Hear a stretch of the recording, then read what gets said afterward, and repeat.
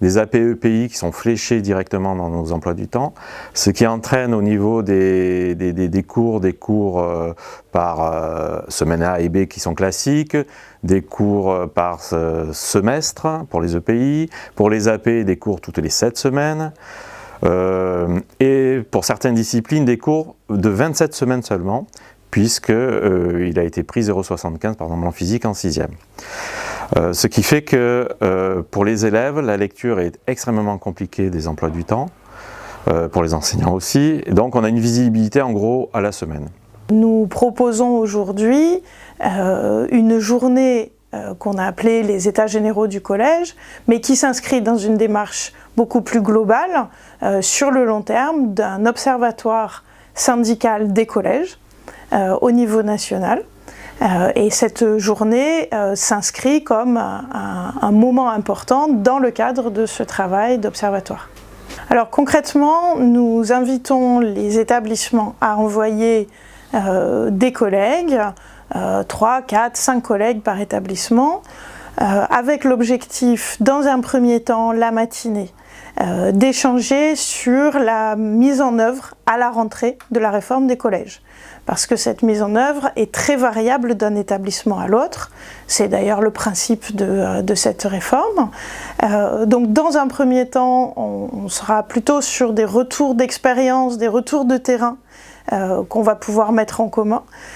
Et dans un deuxième temps, l'après-midi, on voudrait travailler à l'élaboration de revendications pour influer encore sur cette réforme en vue de la rentrée prochaine. Alors le SNES appelle, depuis le mois de juin dernier, à la résistance pédagogique. La ministre ayant maintenu sa réforme, c'est la modalité que nous avons proposée pour que les collègues puissent continuer à peser sur la mise en œuvre de la réforme. Alors la résistance pédagogique, ça ne peut pas être un mot d'ordre qui vient d'en haut et qu'on applique comme ça, tout cru. C'est forcément quelque chose qui se définit dans les établissements. Et on pense en particulier à ce qui relève de l'évaluation. Les premières informations sur le ELSON, qui est le nouveau livret scolaire numérique, qui est amené à remplacer les bulletins scolaires classiques que nous connaissons, va être l'occasion notamment d'élaborer entre collègues des actions. Nous appelons, nous, par exemple, à ne rien remplir d'autre que ce que nous remplissions déjà avec la version classique de Pronote. La rentrée se passe de manière difficile pour plusieurs raisons qui se superposent. Notamment la réforme du collège qui induit des modifications sur les programmes à tous les niveaux. Et là, j'avoue qu'avec les collègues, on est un peu perdu. C'est-à-dire qu'on prend chaque semaine du temps pour essayer de voir qu'est-ce qui doit être en plus, qu'est-ce qui doit être en moins, comment est-ce qu'on retravaille pédagogiquement les séries, toute la série de programmation de chapitres qu'on faisait. Et en mathématiques en particulier, parce que je suis en mathématiques, c'est particulièrement... Alors sur l'AP et les EPI, bon, les deux choses sont à distinguer, parce que sur l'AP, c'est quelque chose qu'on faisait déjà avant. Ça ne s'appelait pas accompagnement personnalisé, mais c'était des groupes, des dédoublements, des barrettes. Donc on continue ce qu'on faisait déjà avec une nouvelle appellation. Au niveau des EPI, il y a aussi des choses qui se faisaient déjà par les collègues et qu'on appelle EPI. Et puis il y a quelques EPI qui se sont greffés et qui ne correspondaient pas à des pratiques pédagogiques qui existaient déjà. Il faut attendre un peu pour voir ce que ça va donner, parce que pour le moment, on est un peu dans le balbutiement. Au niveau de l'action qu'on a menée l'année dernière contre la réforme du collège, il y a eu des temps forts qui ont été des grèves, des mobilisations. Nous, on peut dire que le point d'orgue au collège Massonnet, ça a été dès la première journée de formation, où on a décidé collectivement de ne pas y participer. Et donc d'être gréviste. On s'est dit, bon ben voilà, on perd une journée de salaire, mais au moins on a un message qui est clair auprès de la direction de l'établissement, à savoir que nous, on n'est pas favorable à cette réforme-là, et que si elle doit être mise en place, elle ne sera pas mise en place selon des directives qui seront données d'en haut, mais selon ce que les collègues seront bien en capacité, en volonté de mettre en place. Et maintenant, comment ils voient les choses? Maintenant, les choses, elles se mettent en place petit à petit. On est quand même très tôt dans l'année pour tirer un bilan, parce que les les EPI, pour la plupart, n'ont pas commencé. À part ceux qui correspondaient à des choses qui existaient déjà. De la même manière, pour l'AP, on fait peu de différence entre ce qui existait avant en tant que dédoublement, groupe de niveau barrette, et ce qu'on appelle AP cette année, donc il n'y a pas beaucoup de différence. La prise de tête, honnêtement, en ce moment, c'est les modifications de programme. Je pense qu'il faut faire prendre conscience aux collègues dans les établissements que c'est eux qui enseignent, que c'est eux qui créent les dispositifs pédagogiques et que c'est eux qui sont devant les élèves. Et donc à partir de là, il n'y a pas d'injonction à recevoir d'en haut de la part d'un chef d'établissement qui n'a pas de capacité pédagogique particulière, n'a pas de prérogative à ce niveau-là. Et donc il faut laisser les enseignants faire ce qui marche. Le souci, c'est qu'on a des règles qui changent et que donc on essaie de faire quelque chose qui marche avec moins. Et là, c'est vrai que c'est difficile. C'est la catastrophe. C'est la catastrophe. Je donne un exemple en mathématiques. Moi, mes élèves que j'avais, qui étaient en 4e, en 5e l'année dernière, avaient 5 heures de maths par semaine. Cette année, ils ont 3h30. C'est-à-dire que je perds un tiers des heures de maths pour les élèves, avec un programme qui, s'il y a des choses en plus et des choses en moins, globalement a le même volume. Et donc, on est en train de s'arracher les cheveux, parce qu'on se rend compte que quand on fait l'évaluation du premier chapitre avec nos classes, on travaille en commun avec les collègues, eh bien, on se rend compte que les évaluations sont bien plus mauvaises que l'année dernière. Sur les EPI, on a des collègues qui avaient quand même essayé de préparer un peu des EPI avec d'autres collègues pendant l'été. Ils ne se retrouvent pas avec eux cette année. Des collègues qui devaient faire 2 EPI se retrouvent avec 5 EPI. Donc voilà, beaucoup d'angoisse un peu même pour la préparer cette rentrée. Et donc l'idée quand même maintenant, c'est que les collègues prennent conscience que voilà, l'EPI doit être structuré avec le cours et non pas quelque chose d'à part, tel que ça a été organisé l'année dernière. Et cette année, avec l'organisation qui a été faite, que les collègues s'aperçoivent des problèmes, et donc c'est cette année seulement où ils prennent conscience qu'il faut qu'on propose une autre organisation pour notre établissement. Alors concrètement dans mon collège, à cette rentrée, on a vu des choses changer par rapport à l'année dernière à cause de l'application de la réforme. Notamment la disparition du PPRE, cette aide qui était consacrée aux élèves en difficulté. On remarque aussi une grande complication de l'emploi du temps du fait de l'AP, accompagnement personnalisé, qui doit tenir lieu on ne sait pas trop si c'est de la remédiation ou si c'est autre chose, mais en classe entière. On a également perdu des heures, notamment en latin, et les emplois du temps des élèves s'en ressentent.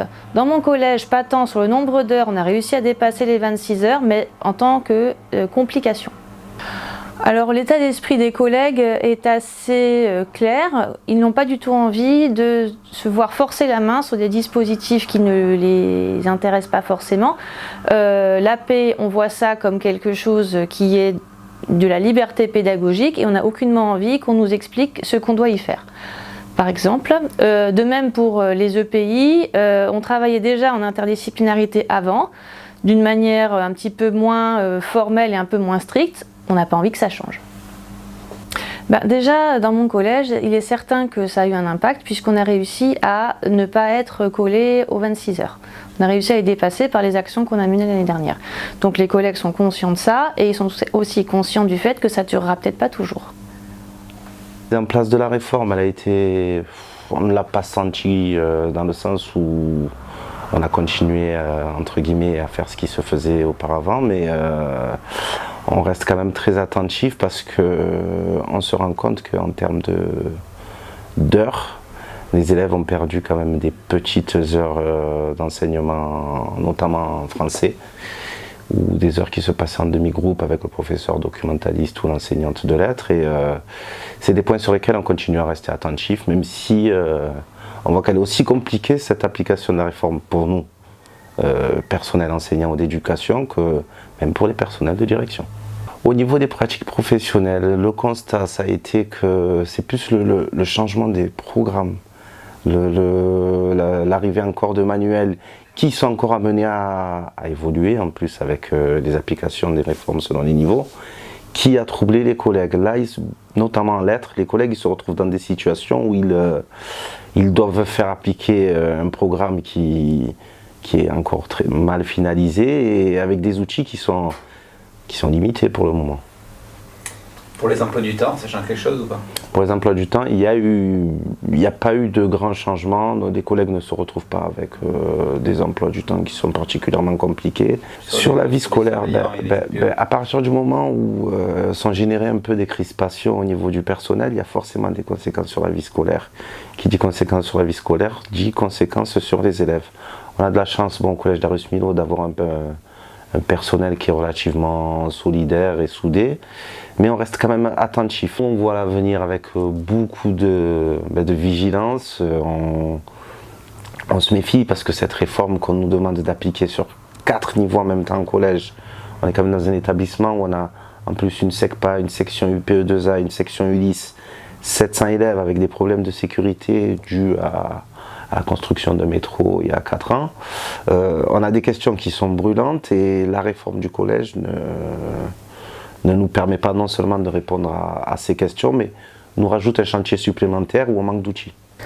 Si on devait faire un premier bilan de la réforme du collège 1 mois après la rentrée, c'est que cette réforme, elle est nulle part la même et qu'il y a autant de réformes du collège qu'il y a d'établissements. Dans certains établissements, la situation est très difficile, voire chaotique. Là où la réforme du collège a été mise en place telle que le ministère l'imaginait il y a 1 an, à savoir avec des EPI et des AP dans les emplois du temps, avec des emplois du temps qui du coup changent chaque semestre, chaque trimestre, voire chaque semaine, avec également une pression très forte des hiérarchies sur le contenu de l'AP et des EPI. Donc on a véritablement des établissements où la situation est difficile. Heureusement, pour la majeure partie des établissements, cette réforme n'est pas celle que le ministère voulait. C'est notamment le fruit de notre action Grain de Sable qui a eu lieu tout au long de l'année scolaire 2015-2016 et on en est à une mise en place de la réforme à minima. Dans un établissement où la réforme du collège a été mise en place à la lettre, concrètement ça donne AP et EPI mis en barrette, des emplois du temps qui sont semestrialisés, qui du coup deviennent incompréhensibles pour les élèves, leurs parents et les enseignants. Ça donne AP et EPI avec la mainmise du chef d'établissement et au final une dégradation des conditions de travail pour les enseignants et une dégradation des conditions d'études pour les élèves.